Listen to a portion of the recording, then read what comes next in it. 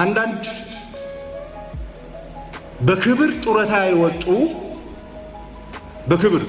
የወጡ ክብር ስለሚገባቸው መንግስት ክብር የሰጣቸው ሰዎች ጓዶች የኛ አባሎች ጡረታ ብትወጡም እናት ክፍላችሁ መከላከያ ነው።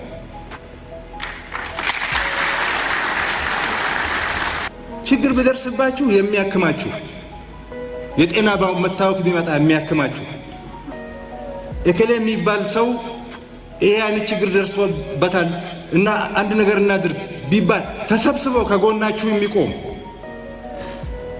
የእናንተን ልምድ የተጋራ መሪዎቼ ናቸው፣ መርተውኛል፣ ለዚህ አብቅተውኛል፣ ይሄን ድል ያሻግረውኛል፣ ይሄን ድል እንዳገኝ አድርገውኛል እያለ በየቦታው ስለናንተ የሚዘምር ወታደር ረስታችሁ ፖለቲካ ነጋዴ ጋር ቆማችሁ ሰራዊቱ የምትቦረብሩ ካላችሁ ቢከርፉል የሚል ሐሳብ አለ።